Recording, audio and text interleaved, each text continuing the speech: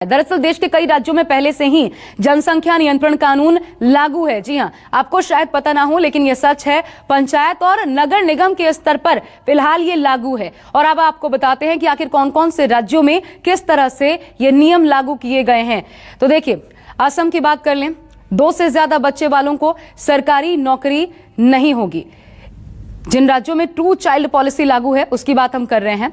इसमें असम, 2 से ज्यादा बच्चे वालों को सरकारी नौकरी नहीं, यह पहले ही बता दिया गया है असम में। इसके बाद दूसरा नंबर आता है अन्य राज्यों का ओडिशा, 2 से अधिक बच्चे वाले चुनाव नहीं लड़ सकते। जैसा हमने आपको बताया, पंचायती स्तर पर अर्बन लोकल बॉडी इलेक्शन पर यह नियम प्रभावी ओडिशा में देखने को मिलता है। ये 2 चाइल्ड पॉलिसी है जो अलग अलग राज्यों में अलग अलग प्रकार से अभी है।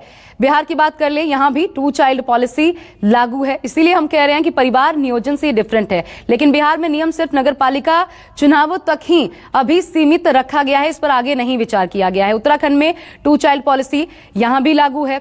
हो सकता है आपको न पता हो, लेकिन ये तमाम राज्य हैं जहां पर नियम सिर्फ नगरपालिका चुनावों तक सीमित है। महाराष्ट्र में भी देखिए, 2 से अधिक बच्चे वाले चुनाव नहीं लड़ सकते हैं। ये यहां पर भी स्पष्ट है, ये लोगों को पता है। पंचायत नगर पालिका के चुनाव लड़ने पर अगर 2 से अधिक बच्चे हैं तो यहां पर भी रोक है। तो ये वो तमाम राज्य है जहां पर पहले से ये लागू है पंचायती स्तर पर, नगर पालिका स्तर पर। महाराष्ट्र में महिलाओं को पीडीएस के फायदों से वंचित रहना होगा, यह भी क्लियर कर दिया गया था। आंध्र प्रदेश, तेलंगाना की बात करें तो 2 से अधिक बच्चे वालों को पंचायत चुनाव लड़ने पर यहां भी पहले से ही रोक है।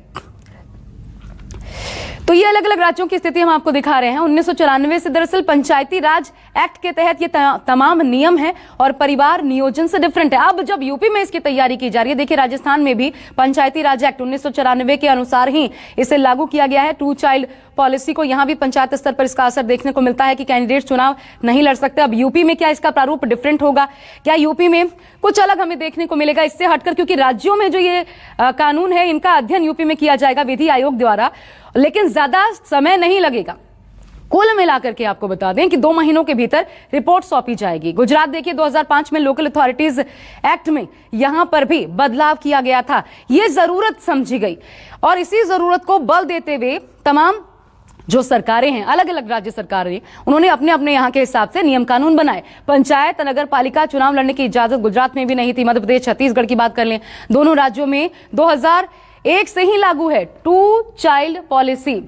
आपको ये नहीं पता होगा क्योंकि ऐसे तमाम अभी हम सोच रहे हैं, ऐसे लोगों में ख्याल सामने आ रहे हैं कि ये अचानक नया नया क्यों करने की सोची जा रही है यूपी में। तो ऐसा नहीं है और इसलिए ये जान लीजिए कि अलग अलग प्रदेशों में अलग अलग रूप में मौजूद है 2 चाइल्ड पॉलिसी। पहले ही ये क्लियर भी किया जा रहा है सरकार की तरफ से कि देखिए, इसे अल्पसंख्यकों के खिलाफ न समझा जाए कि उनके खिलाफ किसी प्रकार की कोई तैयारी है। और इसलिए विधि आयोग अब ये तमाम राज्यों में जिस प्रकार का कानून है उनको स्टडी करेगी पहले, फिर 2 महीनों में रिपोर्ट तैयार की जाएगी। वो रिपोर्ट सरकार तक जाएगी, फिर सरकार देखेगी कि क्या इसमें किसी प्रकार का कोई हमें बदलाव करना है, किस किस रूप में बदलाव किए जा सकते हैं, या आखिर कैसे सामंजस्य बिठाया जा सकता है। पहले स्पष्ट किया गया है कि इसे किसी के खिलाफ कोई कदम न माना जाए। मेरे साथ इस वक्त इस पर बात करने के लिए देखिए खास मेहमानों का पैनल जुड़ चुका है। मनीष शुक्ला जी बीजेपी से हमारे साथ जुड़ चुके हैं, राजकुमार भाटी जी हमारे साथ समाजवादी पार्टी से इस वक्त मौजूद हैं, श्रीराज नायर जी प्रवक्ता वीएचपी हमारे साथ हैं, सुब्रांश राय राजनीतिक विश्लेषक हैं, अशोक तिवारी जी भी हमारे साथ हैं, हमारे संवाददाता। आप सभी का पहले बहुत बहुत स्वागत है। अशोक, आप ही के पास पहले आना चाहती हूं, ये बताइए जरूरत क्यों महसूस की गई इसकी, और थोड़ा जोर दूं अशोक चुनाव के पहले। देखिए, इसका सीधा सा जो कारण बताया जा रहा है वो देखिए, बिल्कुल अभी चूंकि उत्तर प्रदेश में विधानसभा के चुनाव साल 2022 में होने हैं, लिहाजा अभी इसको चुनाव से जोड़कर नहीं देखा जाना चाहिए। लेकिन इतना जरूर है कि राज्य विधि आयोग की तरफ से जो तर्क दिया गया है, जो उसके चेयरमैन हैं एएन मित्तल, उनकी तरफ से यह कहा गया है कि उत्तर प्रदेश में भी जनसंख्या लगातार बेकाबू होती जा रही है और इसीलिए इस तरह के मसौदे को तैयार करने की जरूरत पड़ रही है। राज्य विधि आयोग के अध्यक्ष एएन मित्तल की तरफ से यह भी स्पष्ट किया गया है कि आने वाले 2 महीनों के भीतर देश के अलग अलग राज्यों में जहां जहां पर भी जनसंख्या नियंत्रण कानून लागू है, उसके कानून का अध्ययन किया जाएगा और उसके आधार पर ही उत्तर प्रदेश में एक रिपोर्ट तैयार की जाएगी। लेकिन खास बात यह है कि यह रिपोर्ट तैयार होने के बाद मुख्यमंत्री योगी आदित्यनाथ को यह रिपोर्ट सौंपी जाएगी और उसके बाद उसका प्रॉपर अध्ययन किया जाएगा। उसके बाद ही उसे कानून के रूप में उत्तर प्रदेश में लाना है या नहीं लाना है, इसका निर्णय यूपी सरकार की तरफ से किया जाएगा। लेकिन इतना जरूर है कि जनसंख्या नियंत्रण कानून का ये मसला जो इस समय देखने को मिल रहा है, ये पहली बार चर्चा में नहीं आया है। इसके पहले भी कई बार ये कहा गया है कि उत्तर प्रदेश में जनसंख्या नियंत्रण कानून की जरूरत है, और ये शगुफा पहले भी छोड़ा गया था, जिसमें कई बार विरोध का सामना भी करना पड़ा था। हालांकि अब जो तर्क दिया जा रहा है, इसीलिए मैं अशोक इसीलिए आपसे जानना चाहती हूँ कि कई बार ये हुआ है, लेकिन टाइमिंग महत्वपूर्ण हो जाती है ना। फिर यहाँ पर कई बार हुआ, अगर अभी भी मानिए सब कुछ मसौदा इस प्रकार का बनता है कि राज्य सरकार को पसंद आ जाता है, तो सवाल ये कि आखिर ये लागू कब हो सकता है? क्या इसी कार्यकाल में सरकार के लागू हो जाएगा? क्या ऐसी तैयारी है, या फिर ये कहा जाएगा कि अगली बार हम ये करेंगे?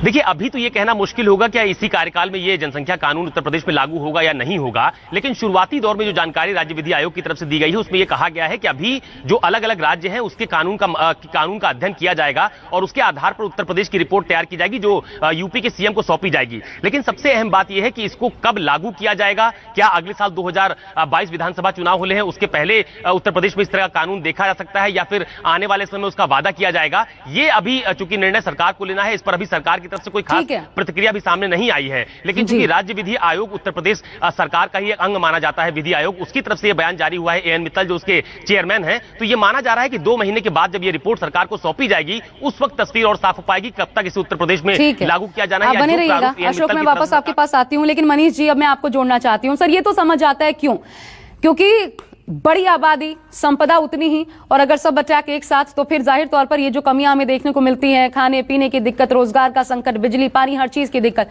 समझ आता है। लेकिन सर, ये टाइम महत्वपूर्ण हो जाता है ना, ये सवाल उठ रहा है, आखिर ये समय क्यों? और अगर है तो क्या आप इस तैयारी में हैं कि इसी बार लागू कर देंगे, इसी कार्यकाल में? देखिए, देश में पहले से ही राष्ट्रीय जनसंख्या नीति लागू है और सबसे अपेक्षा की जाती है उस नीति के अनुसार जनसंख्या की वृद्धि करें या परिवार की संरचना करें, लेकिन उसका पालन नहीं हो रहा है। तमाम राज्यों में विभिन्न स्तरों पर इस तरह की जनसंख्या नीति लागू है। आपने भी बताया, बहुत विस्तार से बताया, उसमें मैं नहीं जाना चाहता हूं। देखिए, ये आज कोई इस पे डिसएग्री नहीं हो सकता कि बढ़ती हुई जनसंख्या सभी संसाधनों पर भारी पड़ रही है। तमाम वो जो दैनिक उपयोग की चीजें हैं, जो रोज जीवन जीने के लिए जरूरी चीजें हैं, उस पर इस जनसंख्या का भार बहुत है। और अगर हम कहें तो पिछले 20-25 सालों में तमाम संसाधनों की बढ़ोतरी के बावजूद आज हर जगह लाइन दिखती है, और कभी न कभी कदम उठाना पड़ेगा। देखिए, हमारी सरकार 19 मार्च 2017 को बनी, 4 साल हमारी सरकार को बने हुआ, लेकिन हमारी सरकार को जनता ने जो मैंडेट दिया है वो 5 साल का पूरा दिया है। यानी हम पहले दिन से अंतिम दिन तक प्रदेश के हित के सारे निर्णय ले सकते हैं। और कम से कम टाइमिंग के सवाल, अगर टाइमिंग पे जाएंगे तो देश की जो चुनावी व्यवस्था है, तो कभी लोकसभा का चुनाव होगा, कभी विधानसभा का होगा, कभी स्थानीय निकाय होगा, कभी अभी पंचायत के पहले एक बार चर्चा चल रही थी तो लोगों ने कहा पंचायत चुनाव जीतने के लिए। तो देखिए, जो चुनाव की व्यवस्था है, अगर हम चुनाव को सामने रखेंगे तो किसी न किसी चुनाव, कोई न कोई चुनाव लगातार देश और प्रदेश को होते रहते हैं। तो हम ये चाहते हैं कि अंतिम दिन तक, देखिए, कोई उस तरह की सरकार नहीं है कि हम ये कहें कि हम पहले 6 महीने में हमारा हनीमून पीरियड है और हम कोई काम नहीं करेंगे और अंतिम 6 महीने में हम काम नहीं करेंगे। हमारे मुख्यमंत्री जी, हमारे प्रधानमंत्री जी ऐसे हैं कि सुबह 6 बजे से रात 12 बजे तक 365 सर, पंचायती स्तर पर ये लागू होगा, नगर पालिका स्तर पर, या राज्य स्तरीय लाने की तैयारी है? ठीक, अच्छा सवाल है, मैं जरूर उस पर आ रहा था। देखिए, निश्चित रूप से राज्य विधि आयोग ने इस पर चिंता व्यक्त की है। राज्य विधि आयोग एक मसौदा, एक प्रारूप तैयार कर रहा है और हमें चाहते हैं कि सबको संतुष्ट करते हुए और ये योजना लागू करें, कहीं भी इस पे राजनीति न हो। इसके लिए एक डॉक्यूमेंट्स तैयार कर रहा है विधि आयोग, जो सरकार को सौंपेगा। और पूरी हमारी इच्छा है, हमारी राजनीतिक इच्छा है कि अपने रहते हुए इस एक अच्छे कानून को भी उत्तर प्रदेश में स्थापित करें। ठीक है, राजकुमार भाटी जी, ये कानून आना चाहिए सब? बिल्कुल, निश्चित तौर पर भारत देश की बढ़ती जनसंख्या एक बड़ी समस्या है। उसको नियंत्रित करने के लिए एक स्पष्ट और ठोस नीति की आवश्यकता है। लेकिन ये भी उतना ही साफ है कि भारतीय जनता पार्टी की नीयत कानून लाने की या ठोस नीति बनाने की नहीं है। इनके लिए केवल एक शिगुफा है। और शिगुफा किस वजह से है कि जो भारतीय जनता पार्टी में इन दिनों लड़ाई चल रही है सड़क पर, जो 4 गुट बने हुए हैं और रोजाना खींचतान हो रही है, उससे मीडिया का और जनता का ध्यान हटाने के लिए और जो राम मंदिर ट्रस्ट में जो घोटाले हुए हैं, 3-4 घोटाले सामने आ चुके हैं, 2-2 करोड़ की जमीन 18.5 करोड़ में लिखवाई जा रही है, जो स्पष्ट तौर पर, और उसमें भारतीय जनता पार्टी के लोग संलिप्त हैं। एक दूसरा भी केस अभी आया, इनके मेयर जो अयोध्या के हैं, उन्होंने, उपाध्याय जी ने एक दूसरा भी जमीन ऐसी 20 लाख में जिसने दी थी, उसे 2 करोड़ में लिखवाया। तो इन मुद्दों से ध्यान हटाने के लिए, क्योंकि अगर इनकी नीयत का भी जवाब देना होगा। क्या है मनीष जी, आपका नंबर आएगा, ये डिबेट मनीष जी आएगा आपका नंबर। कर रहे हैं। अरे आपको तो वैसे ही हमसे ज्यादा समय दिया जाता है मनीष जी। देखिए, आप विरोधी हैं, ये तो हम लोग जानते हैं, और डिबेट को आप उस तरफ ले जाना चाहते हैं तो मैं अच्छा, आपके चोरी पे उंगली उठाना राम का विरोध है। राम ने आपको सर्टिफिकेट तक आप चोरी करेंगे। आपकी बेईमानी पे, चोरी पे, डकैती पे उंगली उठाना राम का विरोध करना, ये तो आज पहली बार पता चला। ये तो आज पहली बार पता चला कि राम का नाम आप घोटाले के लिए लेते हैं। डालना चाहते हैं, राम राम जपना पड़े, राम भक्तों के ऊपर गोलियां चलाते हैं राजकुमार जी। इसलिए आपने तो क्या डिबेट है? नहीं, एक सेकंड रुक जाइए, मैं देख रही हूँ। कुत्ते बिल्ली की तरह भौं-भौं कर रहे हैं चारों तरफ से लोग, ये क्या डिबेट है? हाँ, नहीं, मैं वीएसपी के मेहमान से जानना चाहती हूँ सर, वो जो आपत्ति उठा रहे हैं, जो सवाल उठा रहे हैं, बताइए ना, आखिर उसका प्रमाण दीजिए। वो वाजिब सवाल उठा रहे हैं, कैसे आप ये कहेंगे कि नहीं, ये ध्यान भटकाने की कोशिश नहीं है, ये तो हमारी मंशा है? अगर मंशा थी तो 4 साल कहाँ थे? आशा जी, मुझे और 10 सेकंड देता, मेरी बात इन्होंने राजकुमार जी पूरा कर लें, फिर मैं आपके पास आती हूँ। राजकुमार जी पूरा कीजिए। देखिए, ये कहना, भावनात्मक दोहन करना, लोगों के, भोले भाले लोगों की धार्मिक भावनाओं का फायदा उठाना, ये बहुत बड़ी चोरी है। आप ये बताइए कि 2 करोड़ की जमीन 18.5 करोड़ में बेची गई है या नहीं बेची गई है? इसमें राम का विरोध कहां से हो गया? राम का अपमान कहां से हो गया? क्या बेईमान और चोर राम के भक्त कहे जा सकते हैं? जब राम का मामला है तो शीशे की तरह साफ होना चाहिए। वो महंत जी कह रहे हैं, देवेंद्र नाथ जी, कि मैंने राम के नाम पे 20 लाख में दे दी थी जमीन, लेकिन इनके मेयर जो ऋषिकेश उपाध्याय हैं, उन्होंने वो 2 करोड़ में लिखवाई ट्रस्ट के लिए। ठीक है, ये मसला अलग है, लेकिन आप जो कह रहे हैं ठीक है, ये मसला अलग है, ठीक है। लेकिन श्रीराज जी ये बताइए, जो सवाल उठा रहे हैं राजकुमार भाटी जी, सवाल उठा रहे हैं कि ये ध्यान भटकाने को, आप इसे कैसे प्रूव करेंगे? नहीं, ये नहीं है। देखिए, ये एक जटिल समस्या है पूरे देश में। धर्म, जिस प्रकार से एक धर्म विशेष की जनसंख्या आगे, हम सब जानते हैं, इस देश का विभाजन का मूल कारण भारत का, अखंड भारत का मुसलमान हिंदुओं के साथ रहना नहीं चाहता था, और भारत ही एक ऐसा देश है जो धर्म के आधार पर बटा। बाकी सब कई देश बटे जो कम्युनिस्ट और डेमोक्रेसी या नेटो या रशिया के फेडरेशन के साथ गए, लेकिन भारत उपमहाद्वीपीय एक देश था जो धर्म के आधार पर बटा। बटने के बाद आज जिस प्रकार से धड़ल्ले से एक विशेष वर्ग की जनसंख्या बढ़ती जा रही है, संसाधनों पर भार हो रहा है। नहीं, अब इसे धर्म में मत लाइए। एक बात मैं बहुत क्लियर कर दूं, ये खुद योगी सरकार की तरफ से भी कहा गया है, इसे किसी मजहब के खिलाफ ना समझा जाए। आप जो बोल रहे हैं वो पॉइंट यहाँ पर नहीं, आप जो पॉइंट यहाँ पर उठा रहे हैं वो विवाद कर सकती है। मनीष जी, आप यही कहेंगे, आप सपोर्ट करेंगे जो कह रहे हैं? एक बंटवारे की तरफ जाएंगे। देखिए, धर्म आना ठीक है क्या इस मसले में भी? अगर ये आपका सीधा सीधा एजेंडा ये है कि हमें कम करना है पॉपुलेशन को, तो फिर धर्म कहां से आ रहा है? और संसाधनों पर भार, ये लोग टैक्स पे करते नहीं है, केवल और केवल देश के संसाधनों को चूसना ही काम रह गया है, तो उसके ऊपर नियंत्रण आवश्यक है। और ये लोग तुष्टीकरण की राजनीति कर रहे हैं। मनीष जी, जब ऐसे बयान आएंगे तो क्या कहा जाएगा? आप जवाब दीजिए वीएचपी से। श्रीराज जी, मैं बिल्कुल बोलता हूँ। देखिए, जब आप डिबेट जनसंख्या पे तुष्टीकरण की राजनीति भी इसके लिए जवाबदार है। जब आपने डिबेट जनसंख्या पे आहूत की और सपा के प्रवक्ता उसमें राम मंदिर, जिन लोगों ने सीधे राम सेवकों को गोलियों से भुलवाया, वो जब बात करते हैं, मैंने इसीलिए तुरंत रोका कि डिबेट को डिरेल कर रही सपा, लेकिन आपने उनको रोका नहीं। तो जब डिबेट उस तरफ गई है तो जवाब तो पॉलिटिकल क्षेत्र में मिलेगा ही मिलेगा। जब झूठे लोग जिन्होंने राम मंदिर में हमेशा अड़ंगा डाला, आज अभियान को प्रभावित करने के लिए इस तरह से अपने नेताओं को आगे कर रहे हैं अखिलेश यादव, उमेद पहलवान से उत्तर प्रदेश में, उमेद पहलवान को आगे सांप्रदायिकता पैदा करना चाह रहे हैं अखिलेश यादव, तो डिबेट की दिशा तो बदल गई। आपको तत्काल रोकना चाहिए ऐसे लोगों को।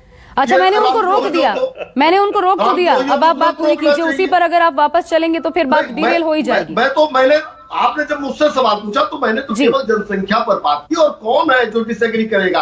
ये जो जनसंख्या है, जनसंख्या की जो डेमोग्राफी चेंज हुई है, अभी जो वीएचपी के साथी कह रहे हैं, ठीक कह रहे हैं इस देश में विभिन्न जगहों की डेमोग्राफी अगर 1947 से आप बात करें, इनकी असली नीयत सामने आ गई। अब डेमोग्राफी की असली नीयत सामने आ गई। अब नहीं, हमारी तो नीयत जो है वो तो साफ है, सीधे है। मैं शुभ्रांशु जी को भी जोड़ना चाहती हूँ के लोगों ने करवा दिया, और देश बंटवारा नहीं सहन करेगा की तरह सामने आ रहे हैं। ठीक है शुभ्रांशु जी, क्या लग रहा है इतना कुछ सुनने के बाद आप किस निर्णय पर पहुंचे हैं? क्या ये सही है इस वक्त लाना, और क्या इसे सही दिशा में अगर मानिए आता भी है इस प्रकार के डिबेट्स के बीच, क्या सबको साथ लेकर के ये कानून लाया जा सकता है? आपको लगता है विवाद नहीं होगा? देखिए आशा जी, एक बात तो क्लियर है कि लग रहा है कि देश में कहीं ना कहीं चुनाव है या आने वाला है कुछ दिनों में, क्योंकि ये सब लोग इस बात से सहमत हैं कि बढ़ती हुई जनसंख्या सबके लिए एक चैलेंज का विषय है। तो अगर ये पूरे राष्ट्र के लिए चैलेंज का विषय है तो इसका निवारण राष्ट्रीय स्तर पे होना चाहिए ना। हमारे देश के लोकप्रिय आंखों के तारे नरेंद्र मोदी जी, प्रधानमंत्री जी ने ये बात कई बार जिक्र किया। तो जिस तरह से उन्होंने आपदा के लिए राष्ट्रीय नीति लाए, जिसमें लोग मरे, जिनको लकड़ियां नसीब नहीं हुई, जिनको ऑक्सीजन नसीब नहीं हुआ, जिनको हॉस्पिटल नसीब नहीं हुआ, इन तमाम आपदाओं के बावजूद भी जनता ने नरेंद्र मोदी जी की हर बात का समर्थन किया। उसी तरह से प्रधानमंत्री जी को जनसंख्या नियंत्रण पे भी राष्ट्रीय कानून लाना चाहिए, एक बात। दूसरी बात, अगर आप कोई कानून लाते हैं तो कानून का लॉस सबके लिए बराबर होता है। अगर पंचायत स्तर पे वो कानून अप्लीकेबल है तो विधायक, सांसद और प्रधानमंत्री लेवल पे वो कानून वैलिड क्यों नहीं है? ये जितने लोग कानून की पैरवी कर रहे हैं और आज इस पे चर्चा कर रहे हैं, मतलब यकीन मानिए 100 में से 95 लोगों के 2 भाई बहन से ज्यादा हैं। तो या तो फिर देश की जनता को हम अपना गुलाम, नौकर, कीड़ा मकोड़ा समझते हैं कि प्रधानी तक तुमको चुनाव लड़ना है तो हम सुविधा देंगे जी। और कौन सी सरकारी नौकरी है आशा जी? कौन सी सरकारी नौकरी है? ना देश में है ना प्रदेश में है।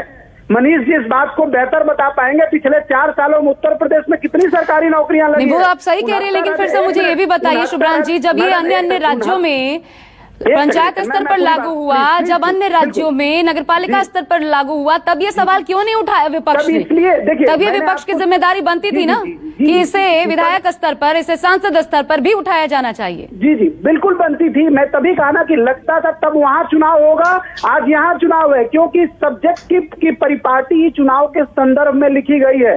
ये राष्ट्रीय विषय है, जनसंख्या नियंत्रण राष्ट्रीय विषय है, और देश के प्रधानमंत्री, देश की सरकार, देश की संसद की जिम्मेदारी बनती है इसके ऊपर 2021 से लेकर अगले 100 सालों का रोड मैप बनाने की। राज्य सरकार की अपनी लिमिटेशन है मैडम भाटी जी। जो राज्य सरकार कोरोना में ये इस वक्त तो समझ आता है, आप सही कह रहे हैं कि ये राष्ट्रीय स्तर पर एक नीति होनी चाहिए। क्यों नहीं हो सकता जब जनसंख्या सिर्फ उत्तर प्रदेश की तो समस्या नहीं है, अलग अलग राज्यों में पंचायत स्तर पर, नगरपालिका स्तर पर, तो फिर राष्ट्रीय स्तर पर होना चाहिए, सही बात है। लेकिन ये मसला उठाने में विपक्ष पिछड़ क्यों जाता है? और जब दूसरे राज्य, जब बीजेपी शासित राज्य उठाते हैं तो दिक्कत कहां आ जाती है? फिर लाने दीजिए कानून, सपोर्ट कीजिए खोलकर। नहीं मैडम, देखिए 3 बातें बहुत स्पष्ट तौर पर कहना चाहूंगा। डिरेल मनीष जी कर रहे हैं, मैं नहीं कर रहा था, मैं विषय पे बोल रहा हूँ। जनसंख्या नियंत्रण के लिए स्पष्ट नीति होनी चाहिए, राष्ट्रीय स्तर पर। राम मंदिर का विषय लेके आए। जितनी भी अब तक आयोग बने हैं, कमेटियां बनी हैं, जो विद्वान लोग हैं वो मानते हैं जनसंख्या, बढ़ती जनसंख्या का कारण नंबर 1 अशिक्षा, नंबर 2 गरीबी, नंबर 3 बेरोजगारी, नंबर 4 जागरूकता का अभाव। तो सरकार को स्पष्ट नीति बनानी चाहिए कि शिक्षा बढ़ाई जाए, जागरूकता बढ़ाई जाए। फिर अगली बात, ये कह देना कि नौकरी नहीं देंगे या सरकारी सुविधा नहीं देंगे, क्या जिसके 2 से ज्यादा बच्चे होंगे उसमें घर में आग लगेगी तो आप फायर ब्रिगेड नहीं भेजेंगे? क्या उसको अगर घर में चोरी हो जाएगी तो पुलिस उसकी रिपोर्ट नहीं लिखेगी? क्या उसे रेल में सफर नहीं करने देंगे? कौन सी सुविधा रोक देंगे आप? ये केवल बहकाने की बात है, शिगुफा है। मैंने इसलिए कहा इनकी नियत नहीं है। इनके नेता भाषण देते हैं मीटिंगों में, ज्यादा से ज्यादा बच्चे पैदा करो। इनके नेता भाषण देते हैं, मैं नाम लेकर बता सकता हूँ। ठीक है, मैं वहीं से जवाब ले लेती हूँ।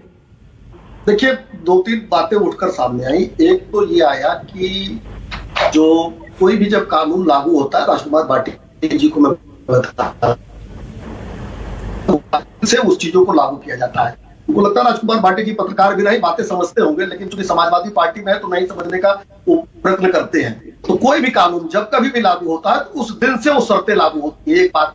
दूसरी बात ये है कि अभी सुधांशु राय साहब ये कह रहे थे कि क्यों राज्य स्तर पे हो रहा है। ठीक है, नेशनल स्तर पर भी होना चाहिए, लेकिन विषय अलग। राज्य सरकार जब होगी और समग्र रूप से केंद्र सरकार करेगी। तो राज्य सरकार का जहां अधिकार क्षेत्र है वहां राज्य सरकार करेगी।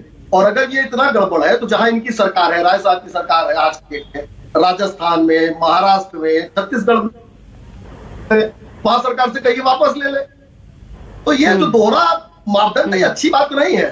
और जो जिस दल का हो उसको अपने दल का नेता हो, राजनीतिक विश्लेषक बन के सामने आने की जरूरत है जी। एकदम छाती ठोक के कहिए कांग्रेस के साथ दम है, आप ऐसे भी है तो अच्छी बात होती है, कांग्रेस का भी प्रतिनिधित्व हो जाता। सर, यह मामला जब आगे बढ़ेगा तो ये भी सवाल जरूर उठाए जाएंगे, लेकिन सुभ्रांश जी हमारे साथ हैं, एक आखिरी कमेंट वो करना चाहते हैं, मेरे पास वक्त कम है, जल्दी से सुभ्रांश जी। देखिए आशा जी, बच्चा पैदा हो जाता है ना तो उसको पेट में लाना संभव नहीं है। जिन जगह पे जिस तरह से भी टेढ़े सीधे कानून बने हैं, एक अच्छे सरकार की जिम्मेदारी होती है उसके ऊपर अगर राष्ट्रीय स्तर से आप कुछ कर पाए तो करिए, नहीं कर पाए तो लोगों को कम से कम बेसिक सुविधा उपलब्ध कराइए। उत्तर प्रदेश में हिंदू और हिंदू धर्म का बात करते हैं तो मरने वालों को लकड़ी नसीब कराइए, उनके शरीर से कफन मत उतारिए।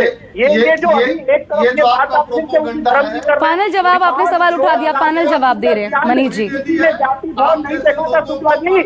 ठीक है सुभ्रांश जी, रुक जाइए। उत्तर प्रदेश भी आपका है, दिल्ली भी आपका है, दिल्ली में और ज्यादा प्रचंड बहुमत से आप हैं, अगर मौका मिले तो। चलिए, मुझे लगता है वक्त कम है मेरे पास, लेकिन हमें इंतजार करना चाहिए किस रूप में ये कानून सामने आता है, पार्टियां समर्थन कितना दे पाती। मेरे पास वक्त इतना ही है मनीष जी, माफी चाहूंगी। शुक्रिया आप सभी का हमारे साथ जुड़ने के लिए, खास मेहमानों का। तो देखिए 2 महीने का भी वक्त लगना है, विधि आयोग रिपोर्ट तैयार करेगी, सरकार को सौंपेगी, क्या खामियां और क्या खूबियां, उस आधार पर यह पूरा कानून सामने आएगा। आ पाता है या नहीं इसी कार्यकाल में, यह देखना होगा। फिलहाल